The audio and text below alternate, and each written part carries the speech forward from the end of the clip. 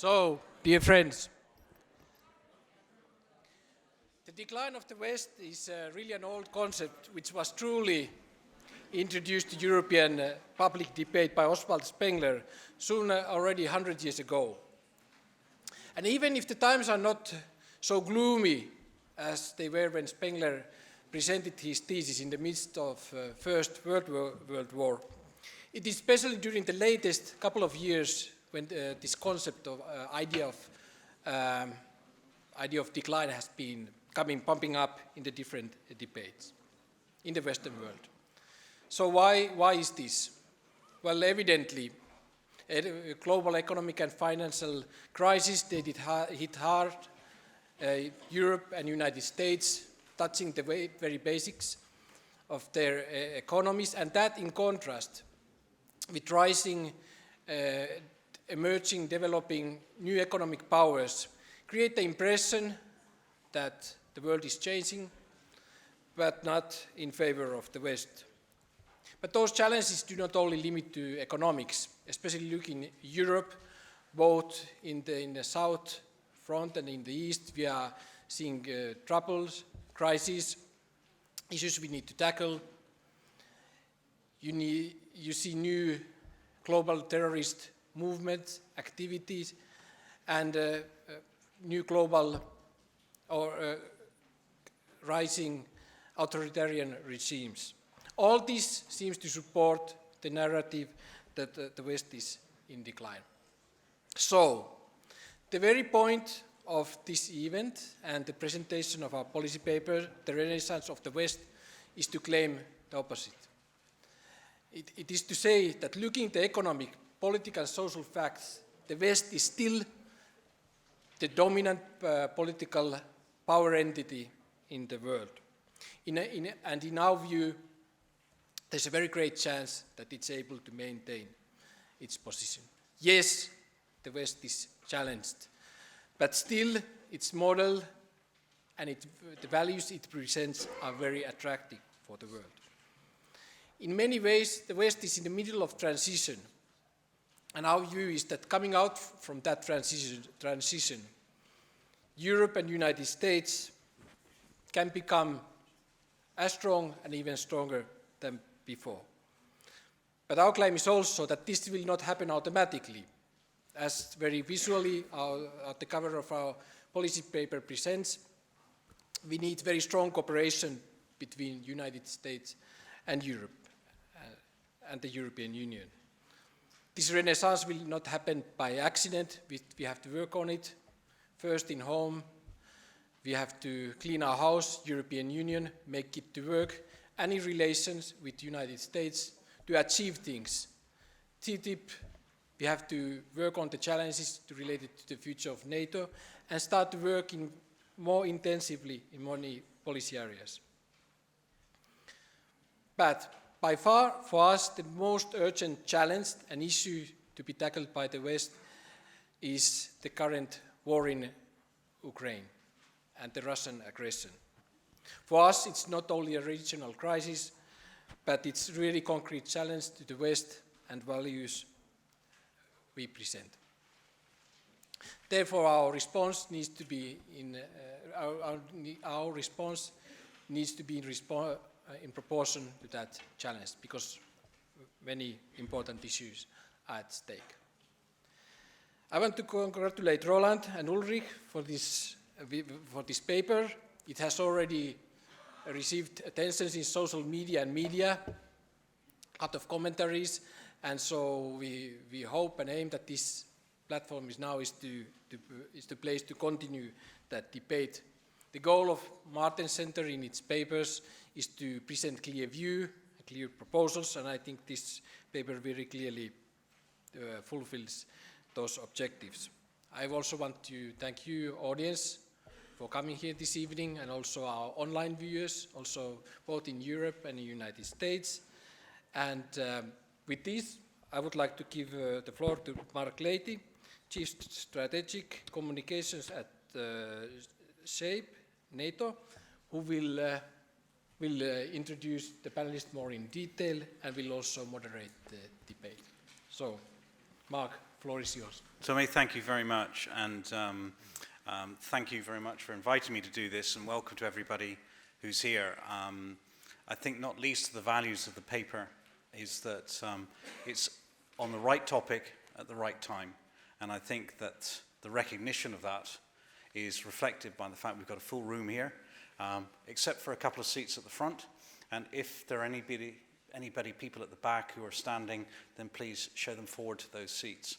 But it's a full room, and I hope that means we're going to end up with a very full debate, what I think is an incredibly important time. We in Europe are facing a challenge. The nature of that challenge can be debated, but the fact that there is a challenge can't be. And unless we debate it, think it through, sort it out, then we will find ourselves rolled over by people who are more certain, more focused, with a clear idea of what they want to do. So we need to have a clear idea of what we want to do. And I think this is very much what's reflected in the paper that we've got here about the Renaissance of the West. So first of all, I want to briefly introduce our two speakers who are the co-authors of the paper. What we've got, Roland Freudensan, who's the Deputy Director and Head of Research at the Wilfried Martens Center, and Ulrich Speck, who's a visiting scholar from the Carnegie Europe in Brussels, and a common, well-respected speaker on European foreign policy. To our right, who will do some of the initial commentary on the paper to get the debate underway. I've got to my right immediately Rosa Thun, who very generously didn't require us to speak her full name, because otherwise I'd have received at least 15 minutes practice. So Rosa, thank you for that. A Polish member of Parliament, and formerly the head of the European Commission representation to Poland. And then to her right, we have Fraser Cameron. Fraser's the director of the EU's Russia Centre and a well-known speaker on foreign affairs and obviously particularly Russia. And then the other speakers are you. Otherwise it's going to be fairly dull because it'll just be the four of us talking to each other. So we're looking forward to your questions as well. But what I'd like to do is to invite Roland and Ulrich to kick us off with a brief resume of the highlights of their paper. And Roland's going first. So Roland, the floor is yours, please. Thank you, Mark. Thank you for moderating this. Let me, you know, Germans cannot live without a Vorbemerkung, right? An introductory remark. If I was English or American, I would have to start this with a joke or an anecdote. Now, thank God I'm German. So all I have to come up with is a Vorbemerkung. I actually learned that from Fraser Cameron, who's probably the guy who's singly most responsible for me being in this city, because he hired me back in the 90s for the European Commission planning staff. Absolutely. Fraser, he's come to regret that all these years. Okay, now, where did we get the idea for this publication? Actually, for the title, at least. You know, there's a columnist on the German internet, on Spiegel Online, which is arguably the most important news media on the German internet, on the internet in German. Spiegel Online has a blogger, does a weekly blog, and is also the editor of a major weekly, Jakob Augstein. And when I'm lazy and I don't want to read up on an issue, but I still want to form an opinion very quickly, all I have to do is look up the current blog by Jakob Augstein, because I know that the contrary of what he writes is my opinion. Now, when this man, somewhere in March 2014, when this was still called the Ukraine crisis, when this man started talking about the cold warriors, the diehards in Europe and America dreaming about a renaissance of the West, I knew I had the title for my publication, for our publication. So it's kind of by default, but it's a beautiful title. And if you just take one last look at the cover before I bring some content, it is provocative, admittedly.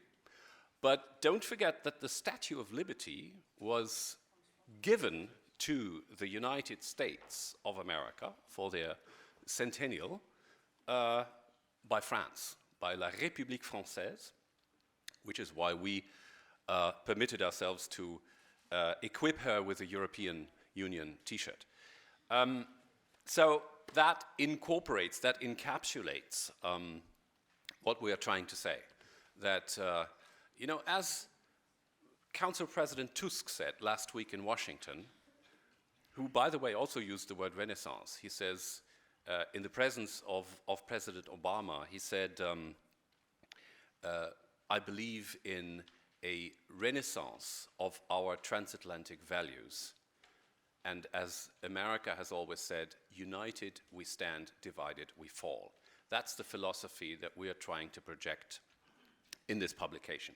Now, just a few words about the West itself before Uli takes over with the concrete conclusions and the recommendations that are contained in the paper.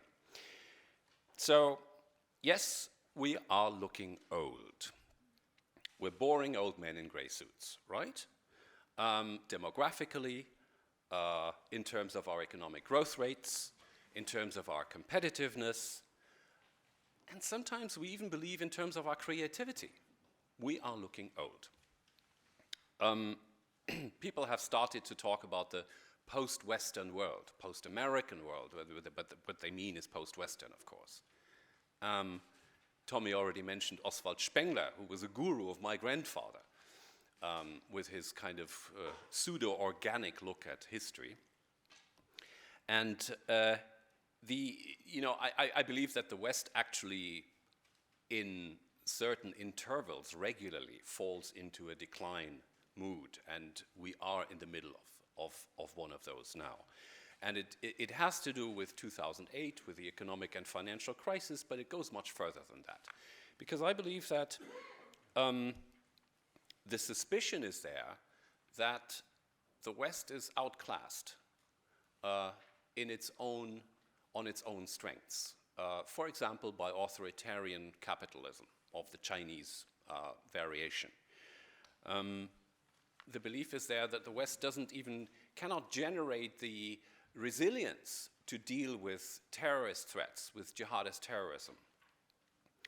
And again, this kind of self-doubt has been part and parcel of Western intellectual tradition. In fact, I would even claim that to a certain extent, self-doubt and the ability to question our own beliefs is one of the strengths of the West, provided that it doesn't become destructive.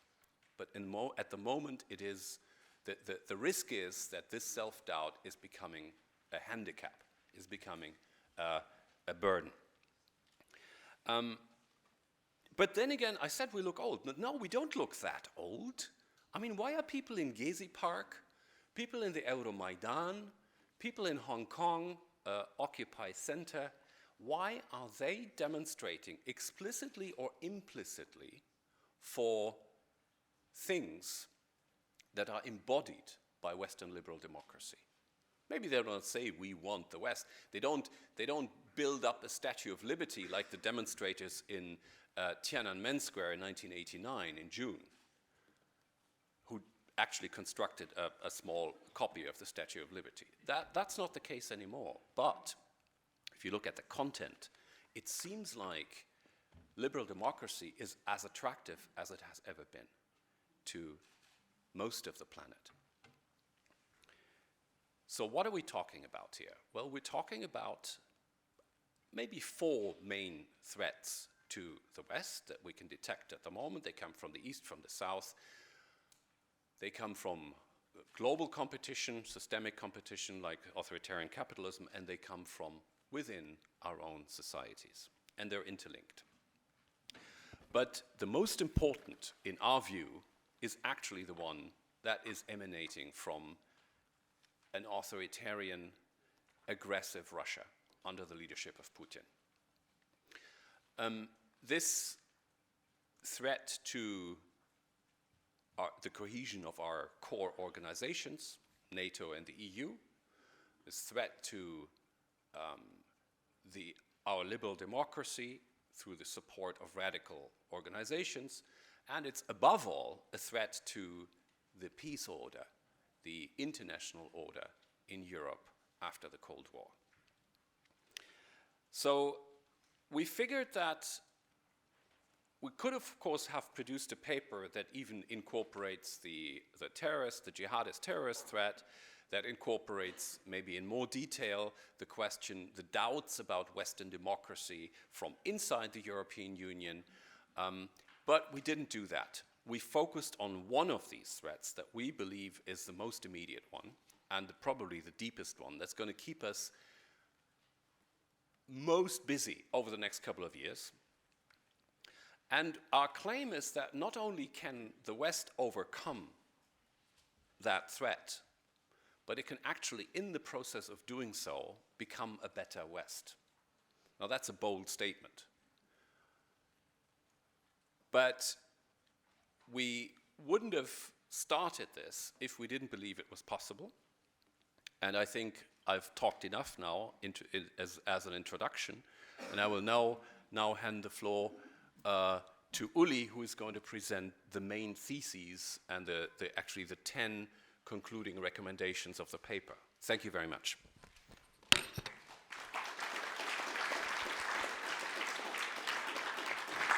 Yeah, thank you. Thank you for inviting me, and it was a great pleasure to do this here at the Martens Center. Now to the fine print. Roland gave us the big ideas, and I think this is really what this is about. It's not so much about individual recommendations. They are important, but it's rather about a change of mindset. The idea that it's possible. We have so many resources, and we just need to recover our strength. And this was somehow the driving, the core impetus that we had when we started last summer working on that. Okay, so now to the concrete recommendations. You can find them also in the paper, in the last chapter. We start with, which is obvious, you need a strong economy for a strong foreign policy. So the EU has to get its house in order. The EU must continue to reform itself, complete the single market, find strengths inside, economic strengths, rebuild itself, in order to be able to tackle the new global tasks and also to increase defense spending, which Germany is doing, by the way. That's the news of today. Second point, the West should prepare for a more antagonistic relationship with Russia. We believe that Europe and the US are in for a longer-term conflict and must prepare for it politically, economically, and militarily. The future looks like a mix between cooperation and confrontation. But we don't need just to manage the next years. We also need to look ahead to what comes after Putin one day, and the EU should be prepared to make a big offer to Russia once the current regime may not be in place anymore.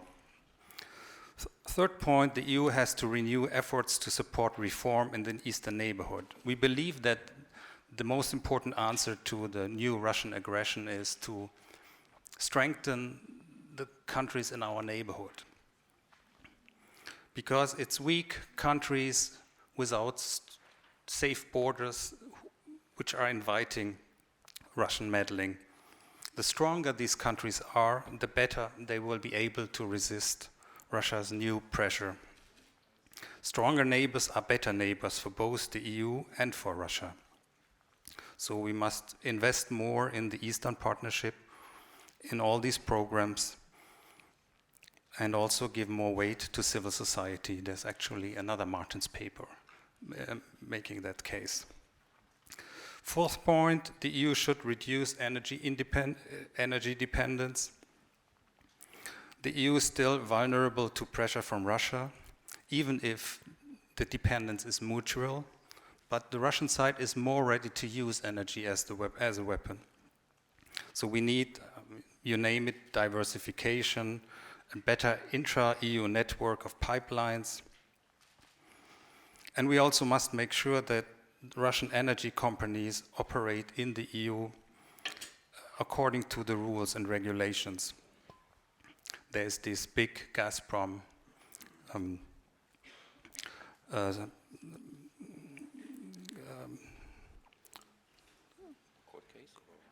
case now soon coming up. Our fifth point, both EU and member states need to strengthen foreign and security policy. We need to, this is also something that, this is the gospel in Brussels. We need to cooperate more, coordinate. The Lisbon Treaty is a good start, but just the first step. Sixth point, NATO has to be better prepared for territorial defense and hybrid threats. NATO has to adjust to the threats posed by a new kind of warfare practiced by Russia.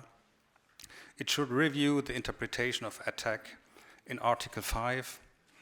Europe must put more effort into keeping NATO alive and active. Transatlantic burden sharing has to be taken more seriously. Otherwise, the US will one day perhaps stop considering Europe a reliable partner. 7 point, TTIP. TTIP must generate as much growth as possible. The risk is that lobby groups will manage to keep many sectors out of the TTIP negotiations so that at the end it will be much less than it could become. Policymakers should also make a case for TTIP, also a strategic and political case, because this is more than an economic agreement. It can really serve to bind both sides of the Atlantic together. TTIP should remain inclusive. It should be open to partners as such as Turkey. Our eighth point, the EU and the US need a forum for strategic dialogue. It's more important than ever that the EU and the US coordinate and cooperate closely on foreign affairs. But there's no real forum. The EU-US summits are not really representative of the European side. It's just difficult if at an EU-US summit, European leaders from Germany, France, Britain, and others are not on the table. So there should be a forum for strategic dialogue where leaders meet with their staff and discuss the big issues, China, Middle East, Russia. Because what we see is that on the top level, there's a good cooperation. Now, during the Ukraine crisis, Obama, Merkel, Tusk in Washington, crisis management is working well. But on the longer term planning, on the strategic stuff, we don't see much cooperation on a transatlantic level. Ninth point, the EU should build closer relations with like-minded democracies. This is also something that is very disputed by so-called realists. But we think that liberal democracies are just better partners for us. They are more likely to agree with Europe on goals and means. And if we manage to enlarge the zone of liberal democracy, we live in a world that is likely to be much more peaceful, with similar political cultures, economic cultures. So we think that advancing the democratic order, support building democratic, liberal democracies should remain a major point on the EU's foreign policy agenda. Our 10th point is not surprising, as we are in the Martens Center. We believe it's very important that such an agenda should be driven not so much by governments, but by civil societies, organizations, parties. Because whether we find the resolve to rise to this challenge that the Russian aggression is presenting now, it's not just enough that governments meet or leaders meet and agree on sanctions. This is an important point. But the challenge that Russia means for us today goes much deeper. We see it in Hungary, we see it in Greece, and in France with Front National, having close relations with Putin, with the Kremlin. So this is a real big challenge for all of us. And with that, I want to hand over to the other commentators. Thank you. Okay, all right, Roland, thank you very much. So before we throw it open to the floor to sort of, if you like, help ginger up the debate, I'd like to turn to our two commentators. And first of all, if I could turn to Rosa for some comments on what you've heard and any thoughts that it generates there for further discussion. So Rosa, please. Yeah, it's working. Thank you very much. In fact, I'm very happy to hear Westerners who have prepared such a document, because what strikes me very often, and I come after a weekend in Poland every Monday back to the European Parliament, what extremely different perspectives we have. I come from Poland, Warsaw, Krakow, where I read the press and speak to people, and we live in this war almost. Of course, I exaggerate, but this is, next door to us. This involves us also emotionally very strongly. As you know, the borders of Poland have moved westwards after the Second World War, and many of our ancestors come from what's Ukraine now, and also other eastern territories.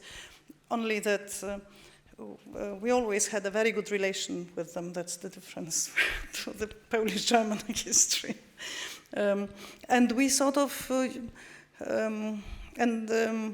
this is every day on the first pages and first news on radio and television. And I started reading more or less fluent Ukrainian because I follow those bloggers on Twitter and Facebook, and I want to know what's going on. And also the Russian opposition. The death of Nemtsov was a drama for all of our friends. It was like, we lost someone whom we knew. And on Monday, I come to the European Parliament, and business as usual. I mean, does this Ukraine exist really? Not everybody knows if it's true. And this is extremely worrying.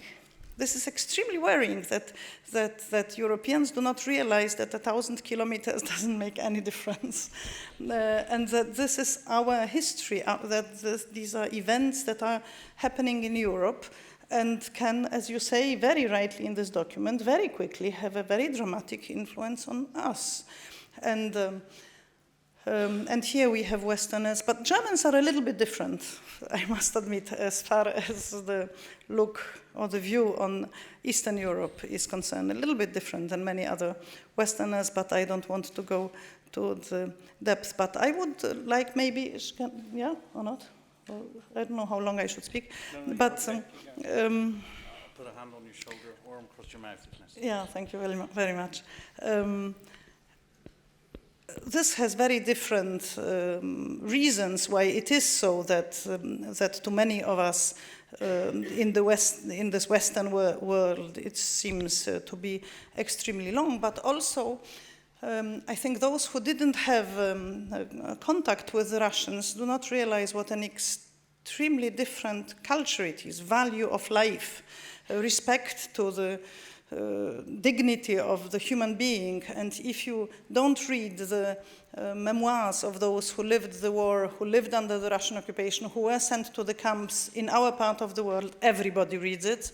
If you didn't read, for example, Earth, Earth by Sandor Marai, if you don't grasp this, and that's most of the Westerners, what a completely different way of thinking it is about your neighbor, hierarchy and everything, then it's really maybe not so terrible, those things that Putin does. Finally, hardly anybody, I have the impression, in the West believes that that it will be a miracle if we find common language with him or a solution or whatever. There is this, every child in Poland knows that when someone was talking to Stalin about the Pope, he asked, the only thing that interested him, how many divisions. How many divisions does he have? How strong is his military power? The rest is not interesting. So, and you speak about armament that we need, unfortunately, but I also have the, we grow up second generation without, or third already, without a war. This became completely unrealistic, a war and lack of dictatorship became in our Western world something completely unrealistic. We don't want this war, of course. We don't even want to think about it and think how very fragile this peace and democracy is, and that without our full involvement, it can break down very easily. So we don't want this war. We don't want to think about it, but we don't do enough not to have it. And now, which you very rightly put, and I really was happy to listen to both of you, what is, of course, the first utmost and very feasible step is the stronger unification of Europe and stronger cooperation with the United States, and you said other democracies. I was recently in New Zealand. They just dream about signing market and economic exchange with us, more closer economic exchange with us. But this closer European integration, this internal market, I work in the Committee of Internal Market and Consumer Protection. This fragmentation that we have, those negotiations that last over years, how to about harmonization of our 28 different legislations, this is something that weakens us so. This lack of willingness to move forward or to change our legislations to which we are very used, this is again a difference between the Western world and the Eastern in Europe. This new so-called new member states and old member states, we have changed everything in '89, so we are very used to change. But when I talk to my colleagues from old, so to say, old democracies, they just cannot imagine that this law that they are used to, they have known for years and that has existed there for I don't know how many centuries, suddenly we should change in order to adapt to this united continent. So this is extremely difficult, and as a result of that, we don't have one person who goes to Putin and says, I will buy now energy for 500 million people, and my price is such, full stop. This would be our power if we could speak for 500 million persons. That's a completely different discussion. But the fact that we are not a united Europe, that we do not have a common market, that we don't have an energy union, not only the security policy, defense and security policy, but that we do not have a common market energy union, this is an incredible weakness of ours, and not only in relations to Russia, but also this TTIP will create us enormous problems because each country wants something different and because we have such different legislations. And maybe I would finish here. One last point. Yes. And when we talk about the stronger integration of Europe, and I'm sorry to say so, but still many people argue that we need our identity, independence, I don't know what, those highest value, without realizing that if we do not want to put our sovereignty to our common use it as our common good, yeah, and don't want to administer it together, share our sovereignty, there will be a completely different country and a different person who will take away our sovereignty from us, yeah? Either we share it seriously and we have then a sovereign European Union, or we will lose our sovereignty, and I often have the impression that many of our citizens and politicians do not take it quite seriously, and this is my constant worry.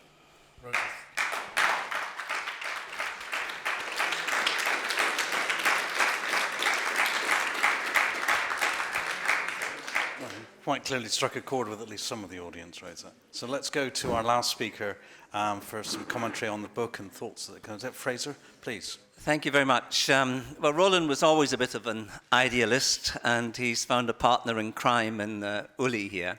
I mean, whilst I can agree with, perhaps 60, 70%, a lot of it is aspirational, and when you get down to the nitty-gritty, it simply isn't going to work. But the first criticism I have of the paper is it doesn't really set the scene in terms of the wider picture of how the West has got it pretty wrong in some important areas. There's no mention of the impact of the war in Iraq, for example, that was, in my view, a complete disaster for the West and the West image in the world. I would say Afghanistan was pretty bad as well. I would even say our response to the Arab Spring was pretty bad. In short, there's no analysis of some of these big events of recent years where the rest of the world views us as hypocritical. We might put sanctions on Myanmar, but we're not putting sanctions on Saudi Arabia. I didn't see much solidarity when Margot Wallström last week, criticized the Saudis. There was a complete lack of EU solidarity there. So I think we have to be a little bit cautious in terms of our own picture, particularly how it's viewed outside, and be a little bit more modest. If we cannot resolve the name of Macedonia over the last 20 years, if we can't resolve Piran Bay or Cyprus, how on earth are we going to resolve some of these wider problems in the world? So let's be a bit more modest about what the EU can and cannot achieve as the second big point. And thirdly, let's also be a little bit more self-critical of some of the problems in our member states. Rosa pointed to the problems of the internal market, and that's absolutely clear. And there's a very good publication today by Bruegel just on this one, Rosa, which looks at these issues. But, let's be a bit tougher on Orban. Let's be a bit tougher on Saakashvili if he goes off the rails in his own country, etc. Let's stand up and say they're wrong and be a bit louder about it. We'll have more credibility if we do that. And these are also our values. Now, coming to some of the recommendations in the actual paper, CFSP mechanisms are necessary but not sufficient. Good. I mean, the good point is that they're already putting down a marker not to have high expectations for the security strategy that's coming up. Lots of countries, including the US, have national security strategies. They mean practically nothing. Foreign policy is reactive. It doesn't follow a piece of paper that bureaucrats have written. Someone in Syria beheads an American or Brit and Obama orders airstrikes. That's how foreign policy works. It's not a well-thought-out strategy, unfortunately. It really doesn't come off. So don't have high hopes for that. The real thing, and I think you could have emphasized this a bit more in the paper, is, of course, the political will, which is basically lacking in many areas, although I think it's been reasonable in terms of Russia sanctions to date. But what we tried to get just a few years ago, you may recall, Roland, was simply the European Council to come up with just 3 or 4 conclusions each time on the big issues. The European Council hardly ever spends time discussing foreign security policy. But if the bureaucrats can prepare just 2 or 3 speaking points that they can sign off on, and that is the European Council position, then we'll avoid the embarrassment of Orban not knowing quite what to say when Putin comes to visit him, or the new Greek government going to the Russian embassy for a briefing rather than Brussels. So let's try and just get a few basic things right here. Now, EU-NATO, you make a lovely point here about offering more incentives, to Turkey here. I wonder what these incentives are, because we've been going around this particular horse for, 30 years now without it actually happening. The basic point is, and here again I think you failed to do the analysis, why is it that defense expenditure is dropping in nearly all our member states? Even in Britain, they're not committing to the 2% over the next parliament. Why is this? Is it a failure of leadership? Is it because our publics want more money in education and health, etc.? But I think you've got to look into that in a little bit more detail. Then the energy union. I think there's some good points here, but why not go for the big one, which is basically the EU as such forming a consortium to buy gas.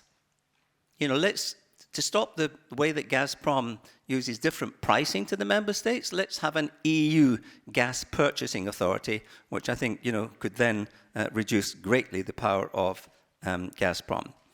A new kind of Eastern Partnership, fine, we all want that, but you put, I think, just too much emphasis here on what you think civil society can achieve. I've been involved in a lot of the civil society forums in the Eastern Partnership and in Russia over the last few years, and the sad thing is that there's actually quite a lot of solidarity, even at the NGO level, between various NGOs as well. So don't put too much emphasis on that one sector here.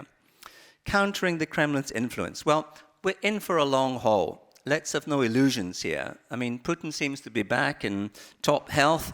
He can go on legally till 2024 and illegally probably much longer than that. And don't think if he drops under the proverbial bus tomorrow, we're going to get an improvement in the system. This is a long haul, what some Germans call strategic patience. And we're not very good at that, but I think we have to reorientate ourselves to accept that this is going to be something we have to deal with for the next, 5, 10, 15 years. Strengthening the transatlantic economy, great, but TTIP is not going to happen anytime soon. And it's not going to be the miracle that I think people expect. It's going to be, another rather sort of wishy-washy trade agreement, as most trade agreements are. So don't expect any miracles from this at all. Now, you make an interesting point here about strengthening transatlantic cooperation, which I'm all for. I think essentially now we do need to have a much greater dialogue and interaction with the US. But the US have basically switched off on Europe. We have not performed in any real area over the last few years on any of our so-called priorities that any Americans say, gosh, these guys have done it. They've got their act together. We can actually relax. They're now saying, my goodness, have we got to come in and pick up the pieces again? So it's all very well calling for a slightly rearranging chairs on the Titanic deck chair in the White House, but you actually have to think of how we, as Europeans, are going to get our act together in a way that impresses the people in the White House. Because the last several summits have largely been about presence, about attending, and not really focusing on what Europe can do for the transatlantic alliance. So to paraphrase Kennedy, don't ask me what you can do for this, ask what you can do for the transatlantic alliance. And so far, we've not come up with that. Thank you.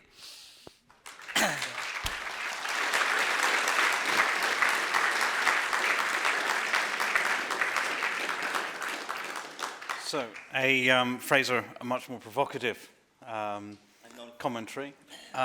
Before I throw it open, is there any immediate comeback you want to make? Shall I go first? Okay. Well, Fraser, that's exactly what we invited you for. And in fact, you have proven Vladimir Vladimirovich Putin right. It's much easier to drag things down than to build things up. And, that's, I think you are living proof of this. But let me answer to a couple of your points.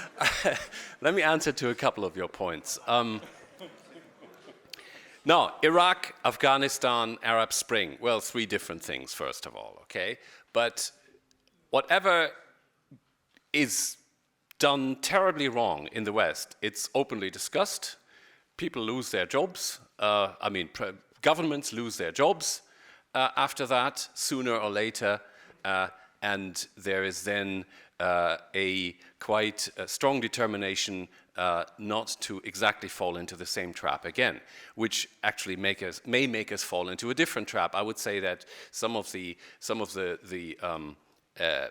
lame reaction to the Arab Spring was due precisely to the experience of the decade before, when it was felt that the West intervened too much, or the United States particularly intervened too much. And frankly speaking, Iraq, it would look like Syria today if it hadn't been for the intervention. In fact, either way, we are seeing forces at work in the Middle East that are not under the influence of the West.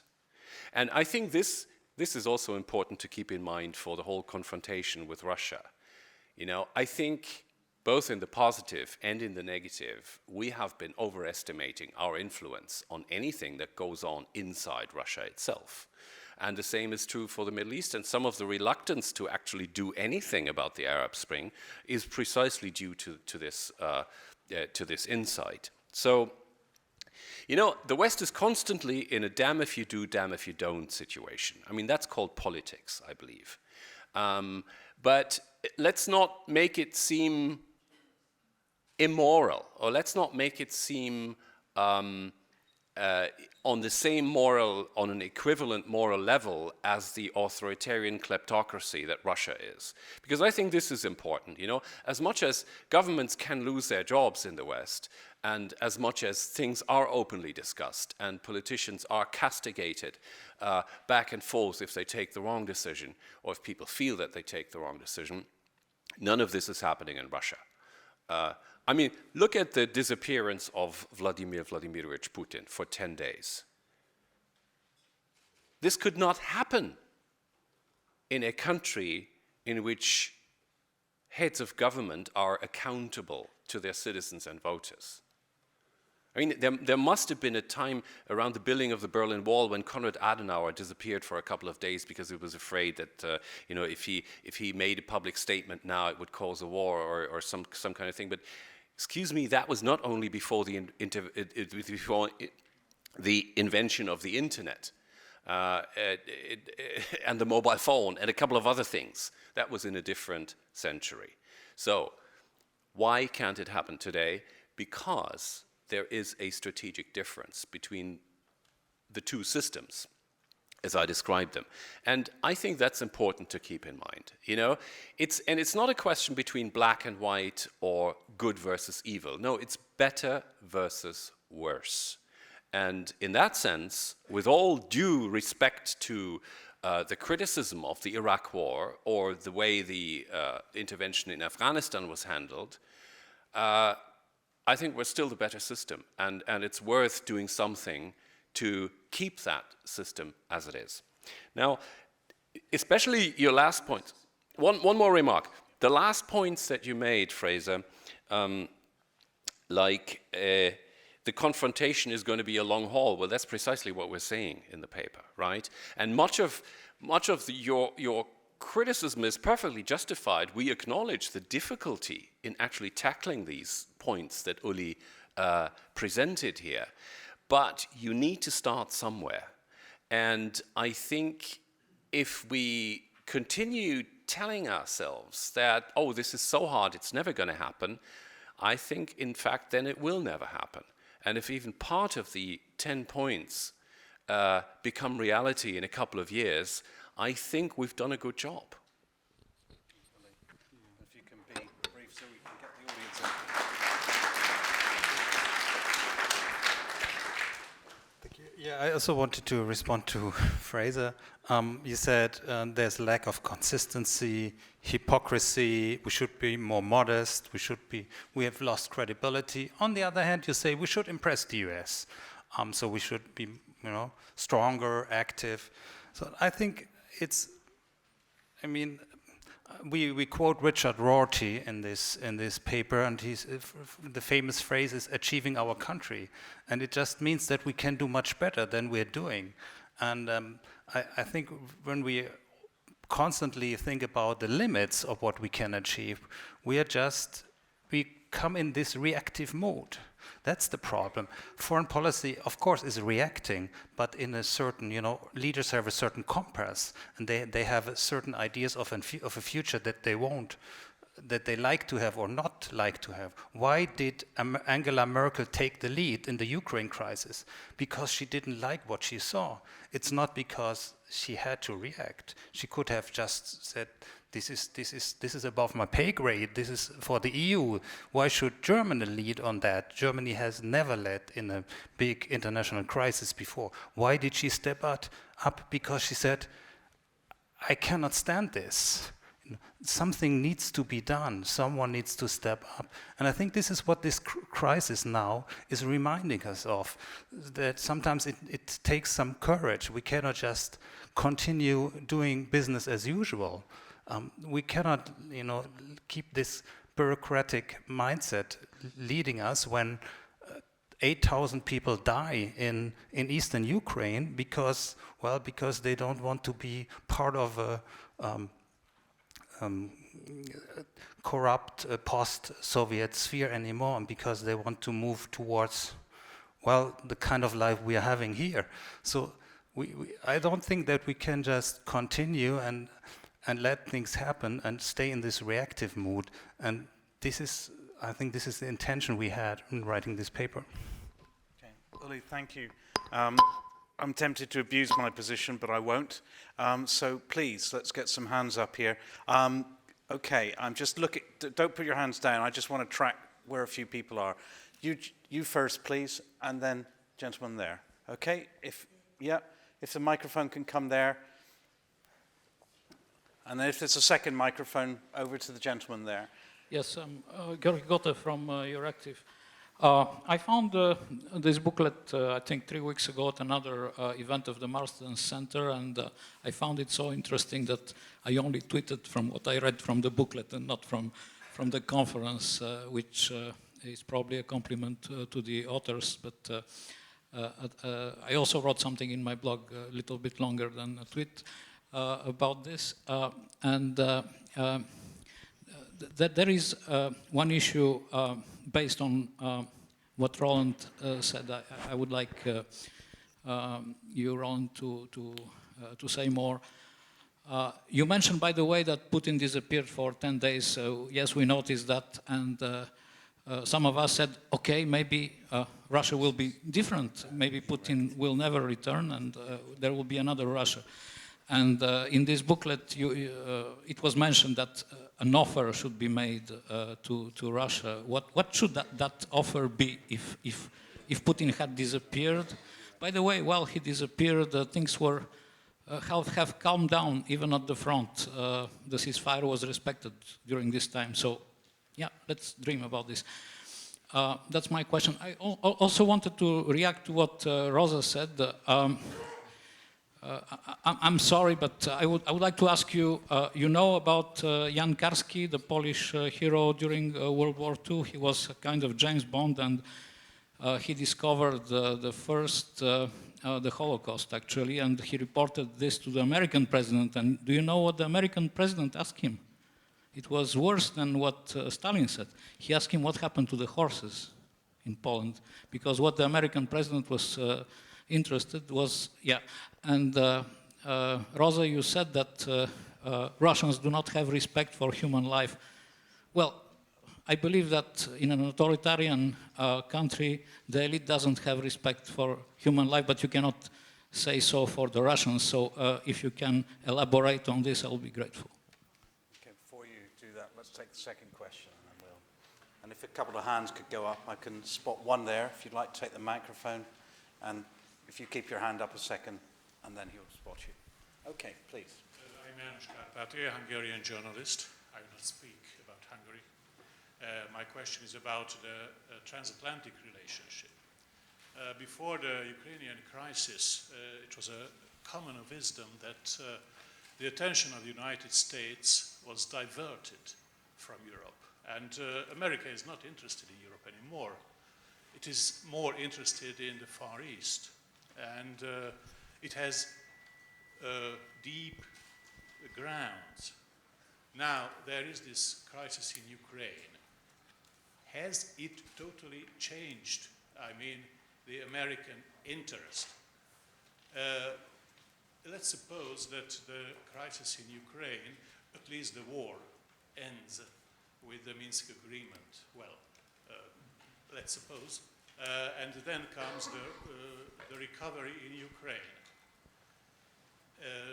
Is the United States ready to work vehemently for a transatlantic American-European cooperation in defense if this Ukrainian crisis is not so heated anymore?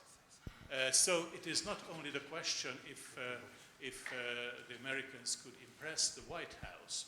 Is the White House simply interested in Europe? Thank you very much. Okay, we'll get some answers to these, and then I know the gentleman's there. If you could just wait, we'll get a couple of answers, and you'll be the question after that. And then there was a gentleman over there. So, Rosa, I think this one was directly at you, and then I think it was very much at you. About sort of the Russian respect for...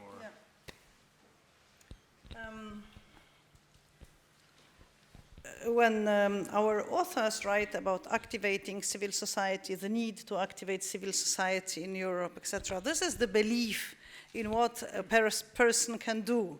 This is the belief that the strength is this individual person who can change the flow of history, which is not really characteristic for what's going on in Russia today. We have different cultures today. I don't want to go into depth, but if you read literature, if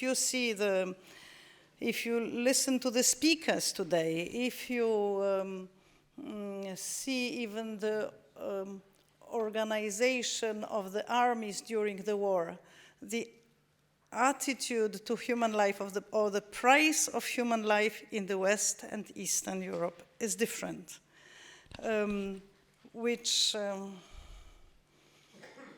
I would even maybe say this about Poles from East and West, that there is a different attitude to death. Can I get you to clarify? You're talking really about the governing system. You're really talking about the governing system rather than... Not only. Of course, this is now an authoritarian regime, and in all authoritarian regime there is no respect for an individual. This is very characteristic. But this is too difficult. But in the Western and Eastern literature, as far as this is concerned, are very different. Also, the practicing of the religion is very different, and there is a different attitude and different value of the particular life, I would say, without offending anybody. We are in somehow different cultures. But I would also like to say something to the White House if they... they want to sign this TTIP with us. They want a closer cooperation. They are also doing huge efforts in this direction. I mean, at least from my perspective, I see them cooperating with us and with the European Commission constantly. Now, it depends what we will do about it, because as far as we can criticize the European Union for not having passed many exams and not having done this and that, importance is how strongly we are involved and motivated to make it. That's what I lacked very much in what you said. It can be a critical analysis, but what is interesting to me is what can I do about it, thinking about future generations. And what I always see this Europe from the times of Schuman and Adenauer, what an immense progress we have done. And there were times when we were progressing faster and slower, but this is a completely different world. And if we are not, the spadkobiercy, in those who inherited, what do you call the heirs, yes. If we are not the heirs of those who inherited the Robert Schuman, Adenauer, and de Gasperi, then, and if we don't have the same involvement, especially in this extremely difficult time, then I don't want to think about the next generation, and I have 4 children myself. Roland, please. Right. Let me come to this briefly to this culturalist question. I mean, is there something different in Russian DNA that makes them incapable of democracy? No, and that's not what Ruja wanted to say.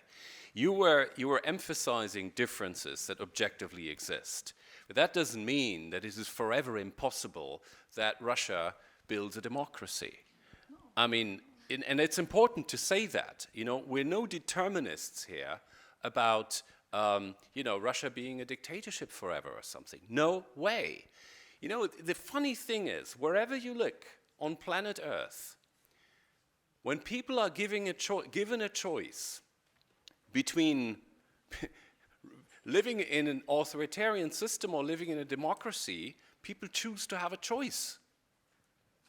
And that's the truth. So it depends on the circumstances, and yes, there are huge cultural differences between countries in this world, but of course, there is a possibility, and we should try to work on this to actually offer something, and Uli is going to come to that in a minute, to the Russian people. Now, what this offer cannot contain, in my view, is any kind of return to spheres of influence and buffer zones, and the belief that because some countries have the bad luck to be situated geographically close to Russia, they could not choose their political systems or their alliances. That's an idea which is totally unacceptable. And I think we need to make that clear. And it's unfortunately not made sufficiently clear today in Europe, although a certain tendency is going in that direction. And a last word on the interest, America's interest in Europe. It's a good question. I do believe that the Obama administration certainly had, at a certain point, lost hope with the Europeans and began pivoting, as it was called, to Asia. I do believe that the confrontation with Russia and the threat that Russia is posing, not only to the European system, but to peace in general, has slightly reverted that trend. You know, within the US, there's a huge political spectrum precisely about that question. I mean, how far the US should go in trying to counter Russia's aggression. So the one truth in this is that the less Europe does for its own security, the less the United States will be ready to do anything together with the Europeans. So, you know, these are in a way communicating vessels, as it's called. The more Europe is doing for its own security and defense, the higher the chances are actually that the West as a whole shapes up. Yeah, on the US role, I think the US remains a military player in Europe, very much, through NATO, and we saw all the reassurance, not all, but a lot of it coming from the US during that crisis, but not a strategic leader anymore. In that sense, the US is not a European power anymore, but our best partner. About Russia post-Putin, I think we will just make the same offer that was a standing offer for 20 years. Integration, modernization, partnership. I think this is what we have to offer. We saw that Russia wasn't interested, at least under Putin, in the last 10 years, because they have a quite different idea of international order. And I agree with Roland, there can be no compromise on spheres of influence. We have a multilateral order in the EU, which means precisely that we cannot solve the Macedonian issue by order de Mufti or by order from Berlin. It means that small states have rights. Cyprus can block Germany. So this is the multilateral order, and we won't compromise on that. We won't accept a multipolar order with spheres of influence. Okay, if I could just add something on the American issue, because I work for a series of four-star generals. One of the things that people have misunderstood is they have forgotten, by focusing on the quote about the Pacific pivot, they have ignored the language around it. A lot of the language about the Pacific pivot was an appreciation, specifically mentioned, that Europe had become a zone of security. In other words, they could go to the Pacific because Europe was safe. Not because they were uninterested in Europe, but because they didn't need to be there. So as Roland was implying, that view may well be different now. In fact, I'm sure it is. And also, people forget, let's not get too Eurocentric here, the same view is, did they believe when they talked about the Pacific pivot that they would be having the problem with ISIS, which I would suggest is regarded now as a bigger security problem than China. So when you look at the Pacific pivot, it was an appreciation of the security situation of that time. It wasn't, oh, stuff Europe, I'm bored. It was, this is where we think our security needs are. And I think the situation is different now. So we've got to be careful about disentangling an appreciation of a security issue from a view of Europe as such. So now, lady there, and then it'll be the lady there who's got a green pen, I think. Yeah. Good evening. Tatiana Vasilenko, Ukrainian and currently a trainee at the European Parliament. One of your conclusions and recommendations is putting an end to Russia's first policy and actually realizing that Russia won't have cooperative attitude in the nearest future, probably. In this context, how would you evaluate EU's revision of the neighborhood policy? And if we look at the recently published paper on this document, on this revision, it's totally clear that it's much less ambitious, that it's based on the least common denominator, and it clearly states that the EU should consider the interest of neighbors of the EU neighbors and aim at greater coherence with Russia, actually.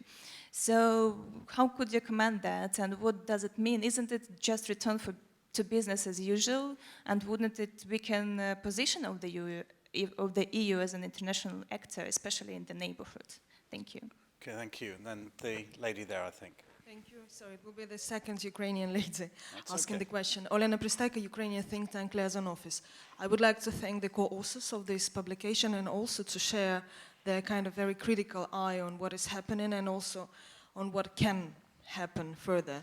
Because our position, and this is what I can echo from Ukraine, is that there is no frozen conflict and it will not be frozen, so let's do not hope these empty hopes. Most probably the aggression, probably even a full-scale aggression from Russia on Ukraine may happen already this spring.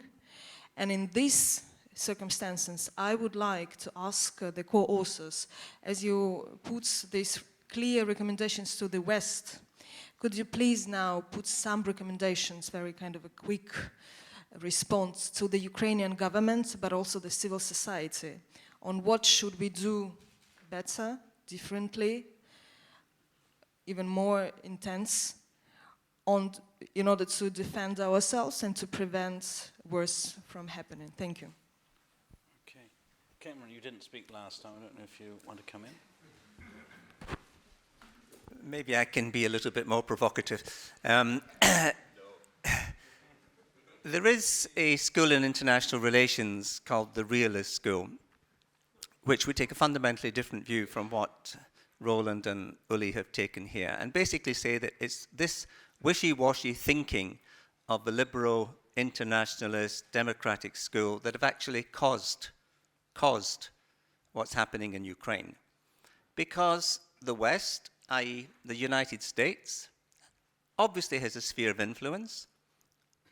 For the last 150 years, it has the Monroe Doctrine. It will not allow any hostile power in the Western Hemisphere. So why should it be different, they argue, for Russia or China or any other great power to adopt a similar stance in international relations? And if Russia, going back to the stupid NATO decision of 2008, which said that Ukraine and Georgia would one day become members of NATO, when no NATO member had any intention of honoring that commitment, and still has no intention of honoring that commitment, how does that look in Moscow? So when you stand up and say, hang on a minute, we're actually going to promote liberal democracy in Ukraine and we're going to get rid of these autocratic regimes, that immediately sends a signal to Moscow. Now, I am not in the slightest way condoning what Russia has done. I'm saying that from a realist perspective, if we in the West are not prepared to put any soldiers into action to defend Ukraine, and we are not, then it is immoral to pursue the kind of policy that we have been doing. So that is the realist argument in terms of international relations. You actually get very little of realist thinking in Brussels because Brussels is inhabited by wishy-washy liberals like Roland and Uli.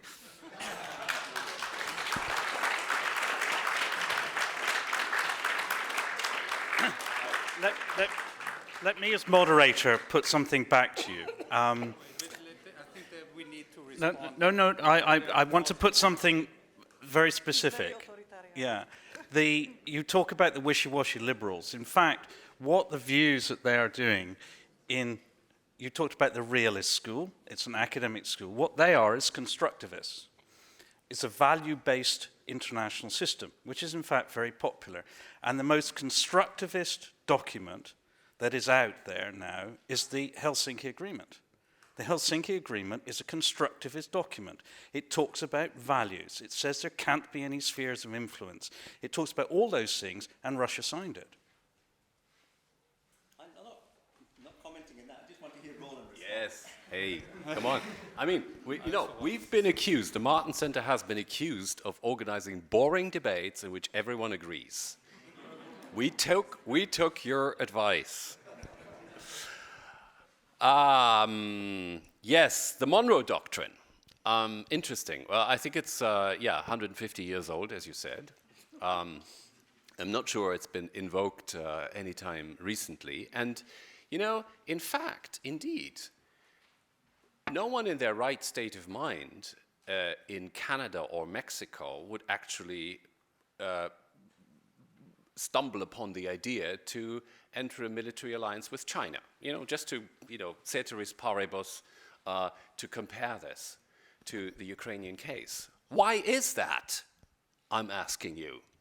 There's a reason for this, that no one in their sane state of mind in Canada or Mexico is actually saying, or even demanding this politically, let alone doing this. And it's not the fear that the Marines will come in at the next moment. It's that the United States has found ways, to actually create incentives for their neighboring countries to keep on friendly relations with the United States. And Russia is not even trying to be nice to any of its neighbors. Actually, Russia, under Putin, believes that it's great to be feared. And that's the difference. Again, so much for the realist school. But no, just one more point about Ukraine, our advice to Ukraine. In fact, you know what? Some of the answer was given by the people who asked these very questions. Because you remember the Orange Revolution? Ring a bell, 2004? And afterwards, the absolutely blatant failure, and I'm the first to admit that, the blatant failure of Ukraine, I'm not pointing my finger at particular groups, but the failure of Ukraine to actually perform the transformation and the reforms for which the political conditions would have been there. Now, why is today different? Why is 2014-15 so different from 2004?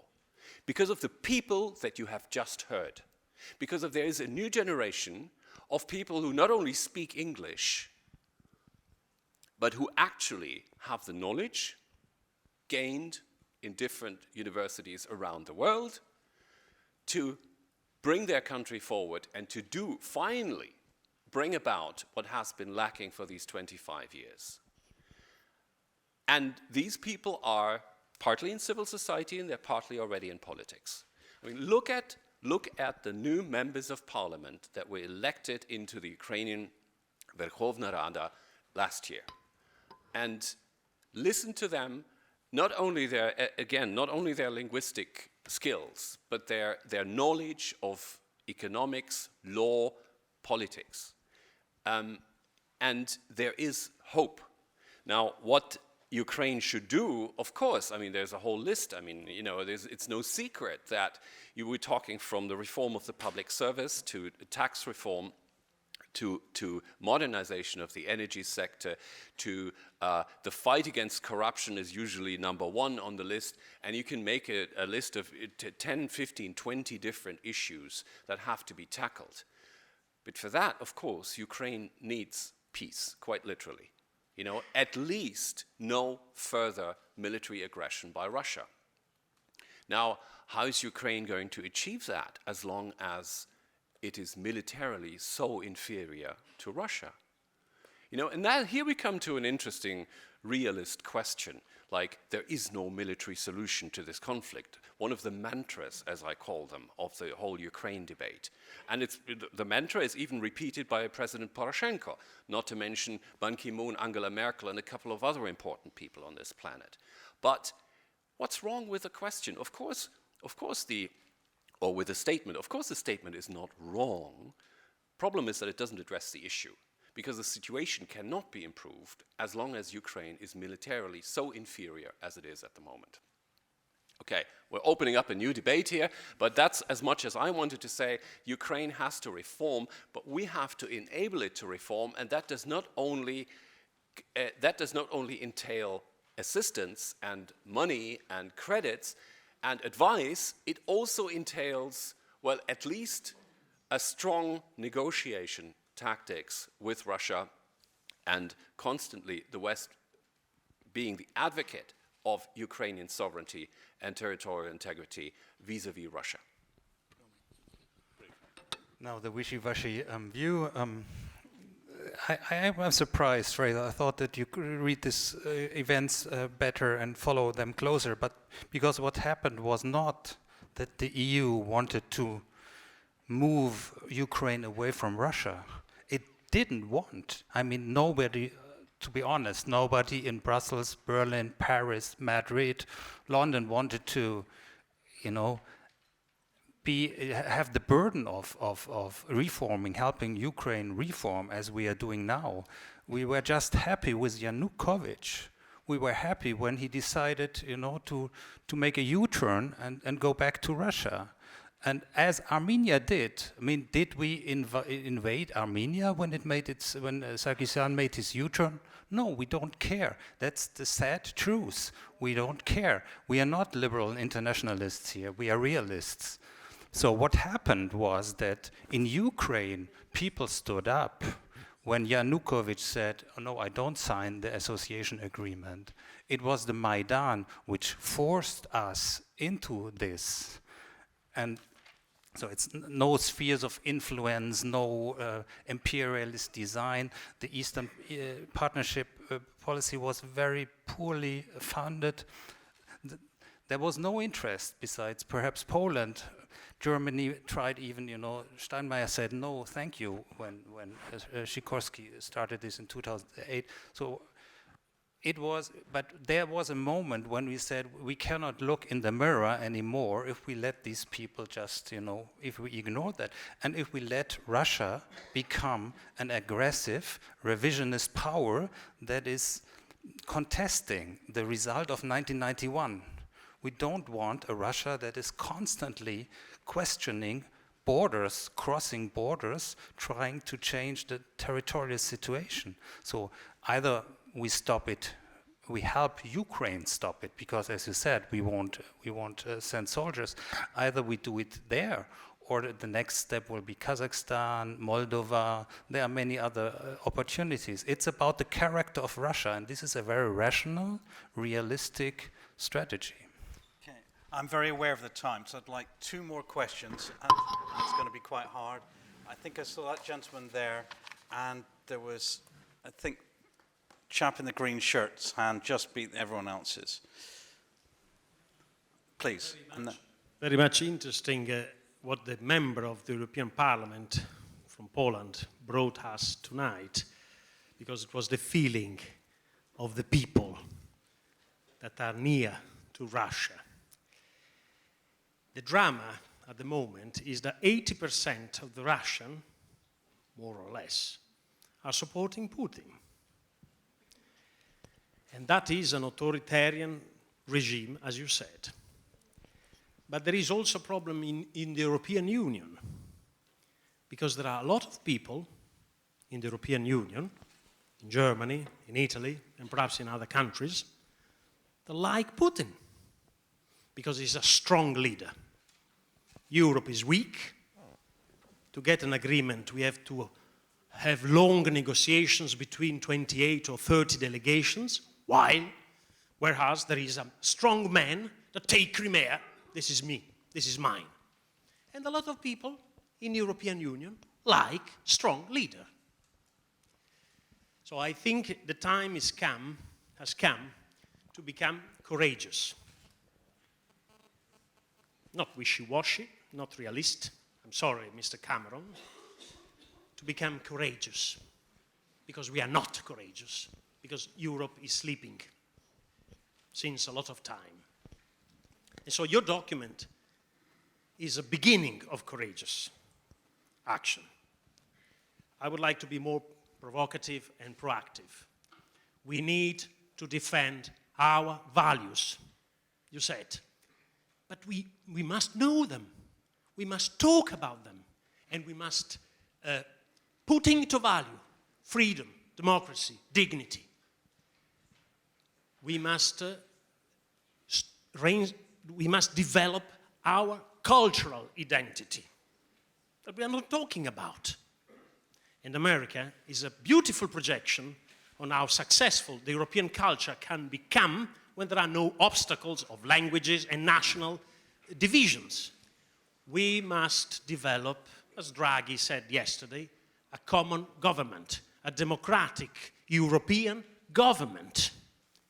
And we must develop a European army, our army. I think you've made your point very eloquently, so that's all. Thank you very much. So, gentleman there, last question over there, please. Hi, thank you. I would just like to comment on General Breedlove, the head of NATO, who's been generally overstating and making inaccurate statements about Russian troops. And Germany is the only one coming out and pointing out how he's actually undermining the West's position by making these inaccurate statements. Could you guys please comment on that? And how is that helping our cause rather than undermining our actual legitimacy? Let me invite the others. I can probably be more authoritative on that than anything else, but please, do you want to come into... the question of the popularity of Putin among the Russians. Look, these are opinion polls which are made by phone calls, right? Now, if you live in Russia today, no matter what age you are, someone calls you on the phone and says, are you for or against Putin? What are you going to answer? Now, honestly, that's part of the people. There's another part that I have to put it that way, although I don't like it, but another part that is literally brainwashed. Russian media on primetime television tell people in all seriousness that Ukrainians crucify children and that Ebola is a US military virus that was mysteriously brought to West Africa. If you hear that every day, morning and evening, it has an effect. And yes, in the end, third, I do admit, coming back to Ruja's argument, there are cultural differences, and Putin, with his machismo and his, attention deficit and his personality disorder, and his childhood as a street thug, of which he's very proud, which he calls his street university, with all that, he seems to impress a certain number of people, but not the 80%. That I'm sure of. And if all that is so, then we must relativize, nevertheless, these figures. On the other hand, it's true that whenever some escalation seems to happen, the ratings go up, and that is something I absolutely believe. But I wouldn't actually subscribe to the notion that 80% of Russians like Putin and what he is doing. So much for that. And just the European Union, does he impress people in the European Union? Yeah, but I mean, Germany was mentioned a couple of times here. I think I can say with some confidence that Germans still prefer Angela Merkel and her leadership to the one of Vladimir Putin.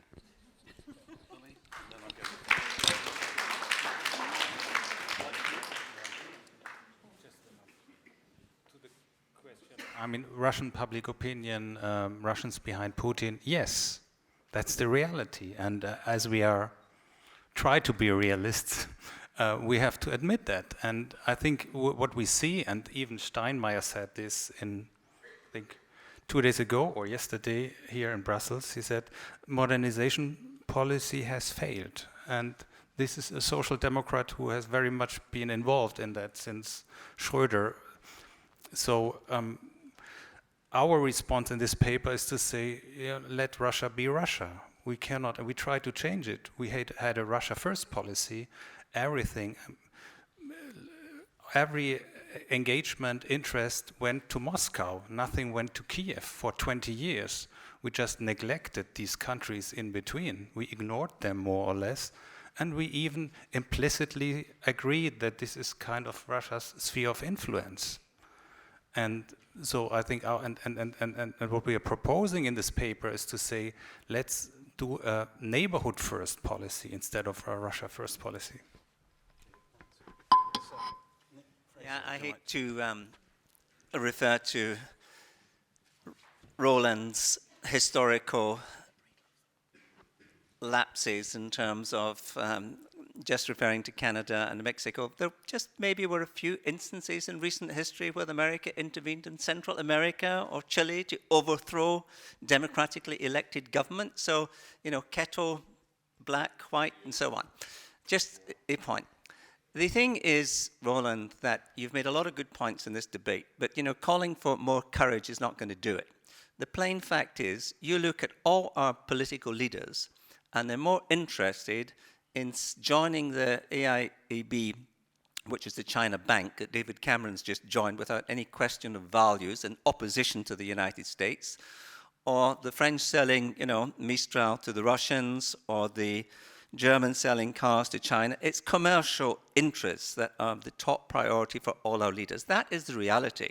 Foreign policy has gone way, way down in the interest. Just look at the status of foreign ministers today to many years ago. So under these circumstances, we have to be modest in what we can do. And I think if there's one main criticism I have of this report, it's on Russia too. You're not nearly tough enough in terms of the one thing that would hit the Russian elite, and that's a complete visa ban on the elite. On all members of the Duma, all members of the Siloviki, the Abramoviches of this world, if they can't come shopping in London or visit their villas in the Côte d'Azur, that would really hurt them. So let's do that.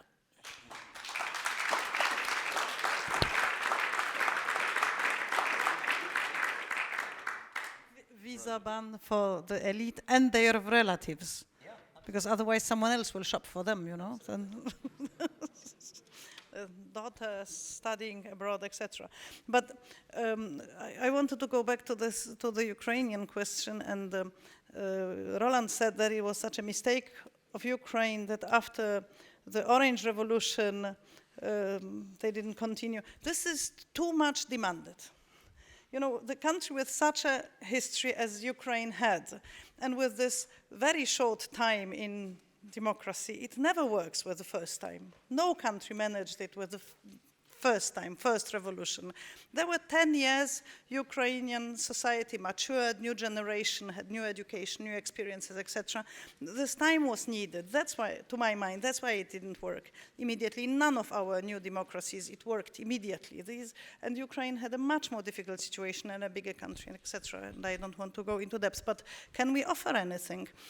But we really can offer something when we are, and I agree with all of you who said it, when we function as European Union, when we are a strong, well-organized organism. And then we are attractive for the White House, and then we have an offer for Ukraine or Russia.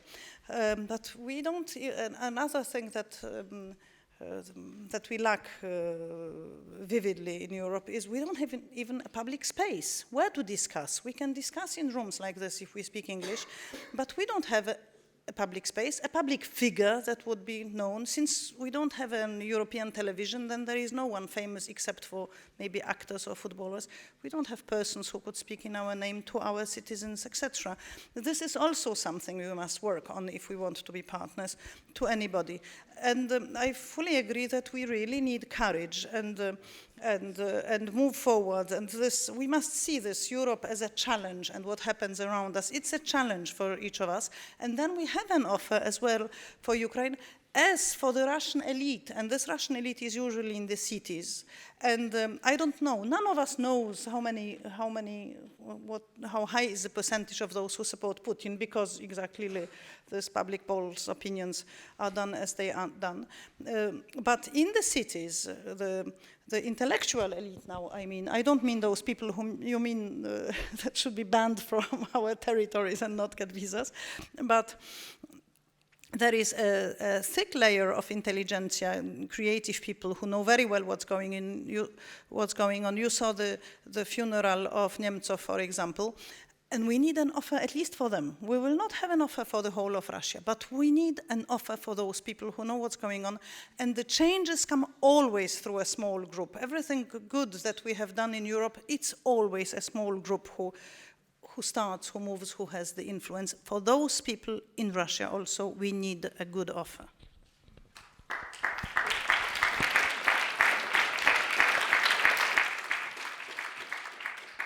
A gentleman over there asked about General Breedlove's figures and implied that everybody knew that they were wrong. That's completely untrue. They're not wrong. I have to choose my words carefully because I'm in a unclassified setting. But they were not American figures. They were not General Breedlove figures. They were NATO figures. And NATO's got 28 nations.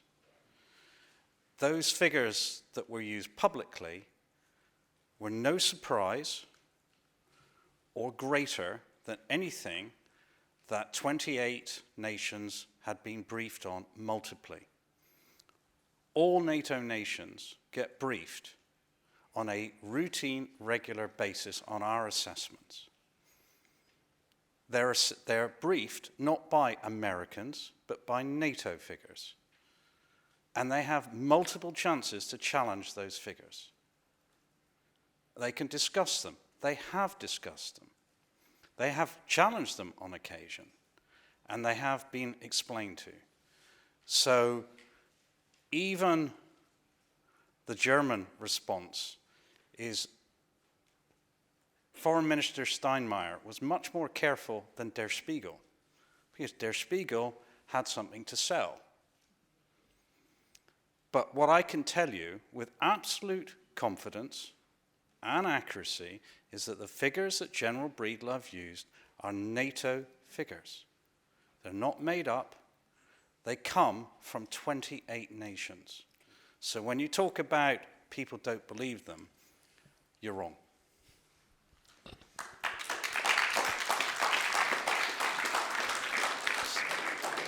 So, just one thing. Now, this, you know, there are many people who say this should be win-win, and we need to, we cannot think in the categories of a zero-sum game. Well, my answer is it takes two to tango, right? It takes two to talk. It takes two to negotiate. But it only takes one with at least a Kalashnikov assault gun and the determination to use it, to destroy that. And as long as that is so, I'm afraid, as Timothy Garton Ash recently wrote, and a couple of other people in the question of arming Ukraine, sometimes you can silence guns only with guns. That's a realist statement from me here. And I think I'd like to, on that happy note, I'd like to close. Okay. So that's your final statement. Okay. Yeah, unfortunately, we've run out of time, so I'm going to give our panelists a last chance to speak, and then we'll have to close it. I think we have finished. No? Okay.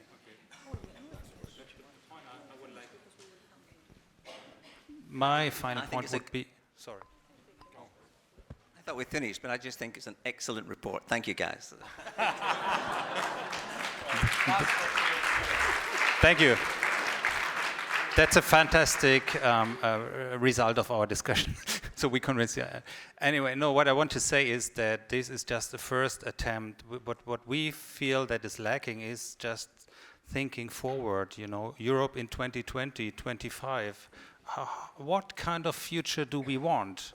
And it really, I mean, it's us now today who are building that, and we're just sitting in a reactive mood and say, well, things are going bad or better, or leaders do it wrong or right.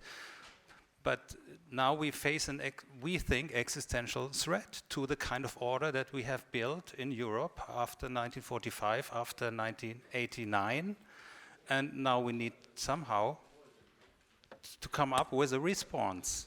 And we should use this as an opportunity also to build the kind of Europe and the kind of future that we want to have. And for that we need some kind of creativity, forward thinking, and not just look at, you know, what is next month, next year, what kind of Europe do we want? This is the question that is behind that. Thank you. Thank you very much. So, I know we could go on, but regretfully we have to close proceedings. Thank you everyone for your questions, your interest, and I think there's an opportunity to grab some of these people over a drink now. But thank you again for coming. Stay interested, stay engaged. Thank you very much, and a final applause for the authors of our report.